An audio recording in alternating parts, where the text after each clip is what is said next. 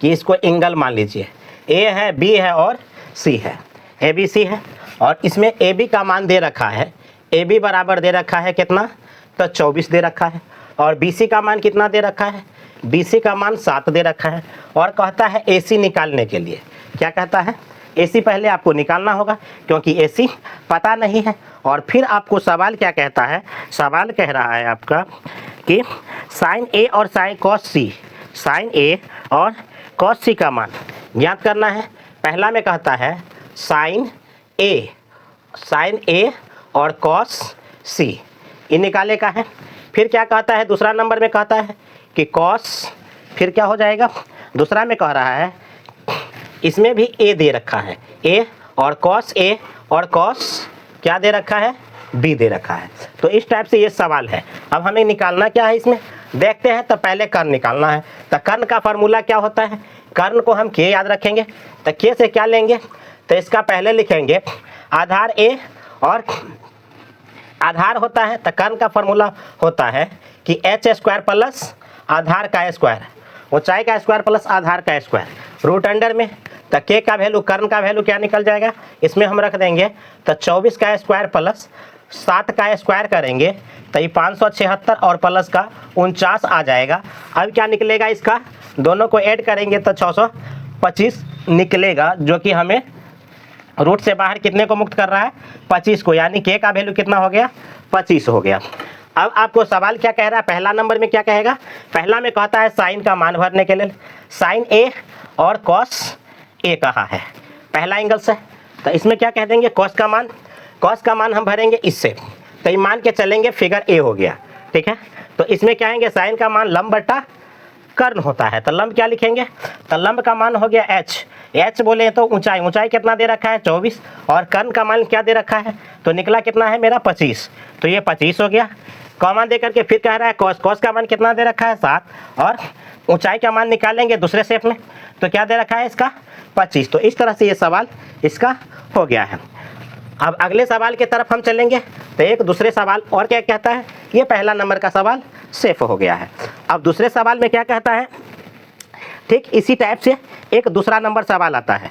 दूसरा नंबर सवाल में कह रहा है कि दूसरा नंबर सवाल आपका है, पहला हो गई और दूसरा नंबर सवाल, आकृति दिया है 8.13 का, ठीक है, जैमें कहता है 10p और माइनस कॉट आर दे रखा है। क्या दे रखा है, 10p और कॉट आर दे रखा है। तो हम इस पर थोड़ा और इस शेप में देखेंगे। तो इसमें क्या कहता है, एक एंगल तो इसमें भी क्या होगा, 90 डिग्री का ही होगा। और इसमें आपका सवाल क्या कह रहा है, सवाल कहता है 10p माइनस कॉट आर है। इसमें क्या है 10p, एक सवाल इसमें और रह गया, नीचे वाला का मान नहीं भरा हूँ, तो इसका मान देख लेंगे। दूसरा में कहता है कि कॉस ए कॉमा क्या दे रखा है, कॉस बी दे रखा है। अब इसका मान आप भरेंगे। तो कॉस का मान क्या होता है, तो कॉस इसमें सी फिगर है और इसमें भी फिगर सी है। तो क्या ई फिगर से बनेगा, नहीं, ई फिगर से नहीं बनेगा। तो उसके लिए हमको ई शेप में एक और एंगल बनाने होंगे। आपका ये कैसे बना, तो नीचे से या तो धक्का लगाएंगे ना तो इसको थोड़ा नीचे कर लेंगे। तो इसका मान क्या हो जाएगा, सी, ये तो बी का बी रहेगा, यहाँ ए हो जाएगा। अब ई वाला इसका ऊंचाई हो गया, ये आधार हो गया, और ये क्या हो गया, कर्ण हो गया। तो इसमें से लाएंगे, तो इसमें भरेंगे कॉस सी से। तो कॉस का मान क्या होता है, आधार बटे कर्ण होता है। कॉस का मान आधार बटे कर्ण, दोनों कंडीशन में क्या दे रखा है, आधार बटे कर्ण दे रखा है। तो हम इसमें कॉस और साइन, यहाँ पर एक कंडीशन में साइन है, साइन, तो साइन का मान पहले भर लेंगे। साइन का मान क्या आएगा, तो कहेंगे एच, इसका एच कितना हो जाएगा 7।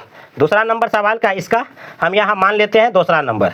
अब इसमें भरना है, साइन का वैल्यू कितना हो जाएगा, तो 7 बट्टा का 25 और कॉमा 24 बट्टा का 25, इस शेप में ये हो जाएंगे। अब दूसरा नंबर सवाल की तरफ चलेंगे। तो इसमें दिया है 10p और कॉट आर दे रखा है।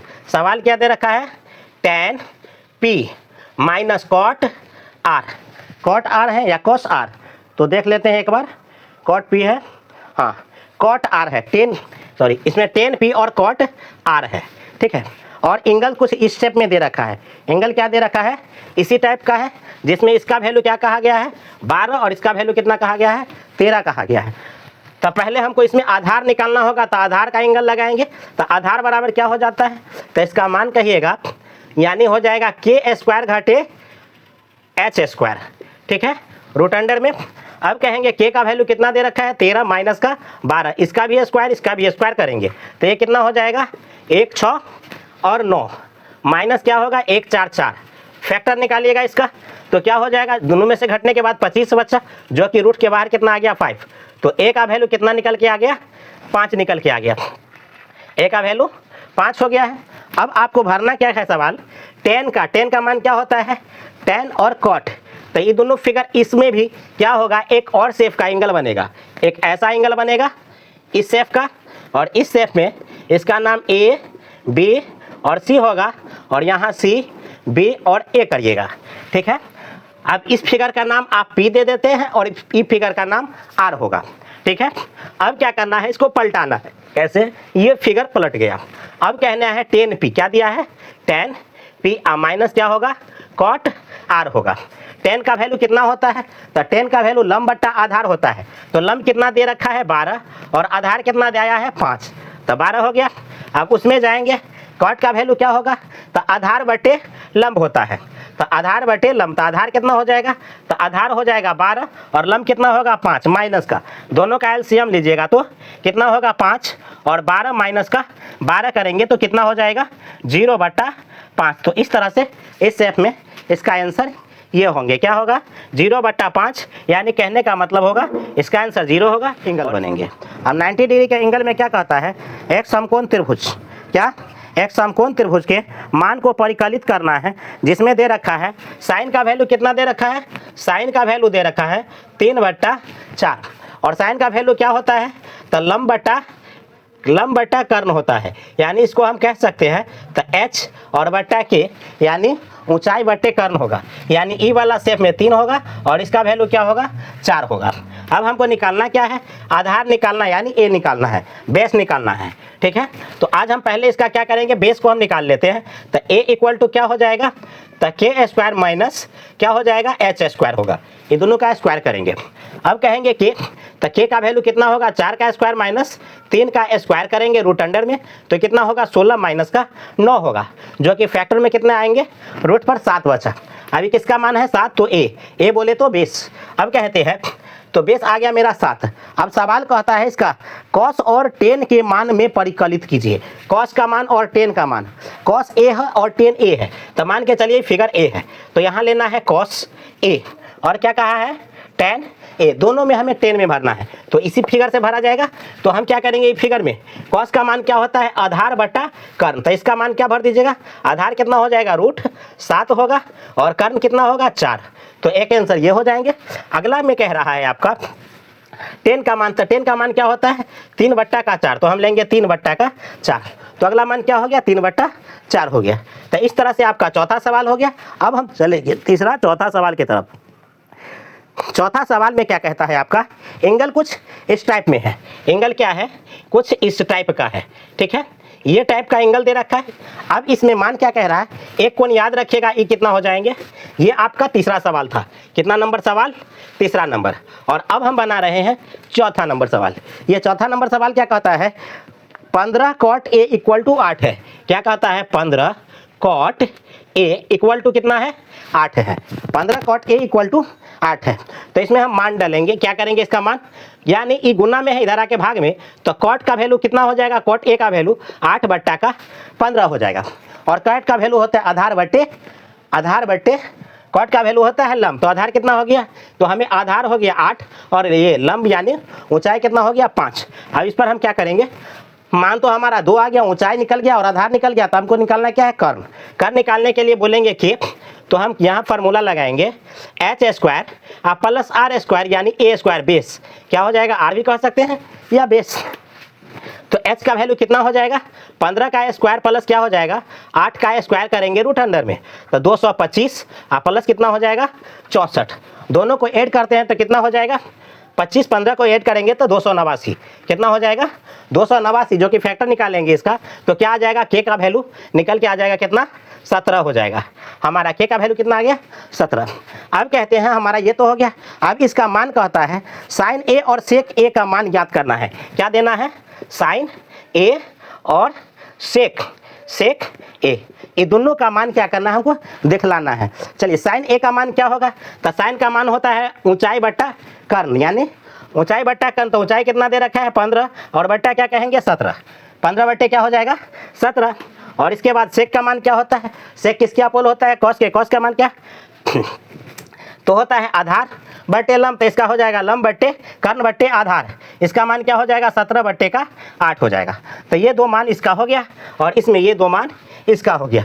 तो इस तरह से दोनों सवाल आपके हैं। एक का 5वां नंबर सवाल, और इसमें सवाल में क्या कहा गया है कि सेक का मान दे रखा है 13, सेक का वैल्यू दे रखा है सेक का वैल्यू दे रखा है 13 बट्टा का 12। ठीक है, तो सेक क्या हो जाएगा ई रहेगा 13 और ई क्या हो जाएगा? सेक का मान क्या होता है आधार बट्टे लंब। तो इसका मान क्या हो जाएगा? इसका वैल्यू हो जाएगा 12। ठीक है, 13 बट्टे 12 निकल जाएंगे, कर्ण 13 हो जाएगा और ये 12 हो गया। अब आपको निकालना है इसका ऊंचाई, एच निकालना है ऊंचाई। तो एच के लिए क्या करना होगा? पहले के का मान माइनस क्या करना होगा ए का मान, आधार का मान ऐड करो। तो कर्ण स्क्वायर माइनस क्या हो जाएगा आधार स्क्वायर। अब के का वैल्यू कहेंगे 13 का स्क्वायर घटे 12 का स्क्वायर, तो क्या हो जाएगा 169 और घटेगा 144, घट के क्या बचेगा 25, जो कि फैक्टर क्या आएगा 5, यानी एच का वैल्यू क्या आया 5। अब कहता है सभी मान को परिकलित करना है। तो साइन कॉस और टेन और क्या होगा सेक और क्या होगा कॉट और क्या होगा कॉसेक। ठीक है, तो ये सारे मान को लिखना है, जो कि हमें सेक का मान दिया है तो इसलिए हम सेक के मान को नहीं लिखेंगे। अब क्या करना होगा? तो साइन का मान क्या लेना है? पहले साइन का मान देखिए, एच वैल्यू कितना आया है? तो एच का वैल्यू 5 आया है। तो हम यहाँ पर भर देंगे क्या, इसका मान हो जाएगा 5 बट्टा 13, यानी क्या हो जाएगा ऊंचाई बट्टे कर्ण। तो 5 बट्टा 13। कॉस का वैल्यू होता है आधार बट्टे कर्ण, तो आधार कितना दे रखा है? तो 12 बट्टे का क्या हो जाएगा 13। टेन का वैल्यू कितना होता है? तो आधार बट्टे 12। तो इसमें भरेंगे क्या, टेन का मान 5 बट्टे 12 13। अब क्या हो जाएगा? कॉट का वैल्यू क्या होता है? कॉट का वैल्यू होता है आधार बट्टे लंब, तो इसका 12 बट्टे का 5 और इसका वैल्यू क्या हो जाएगा 13 बट्टे का 5। तो इस तरह से आपका 5वां सवाल ये कंप्लीट हो गया।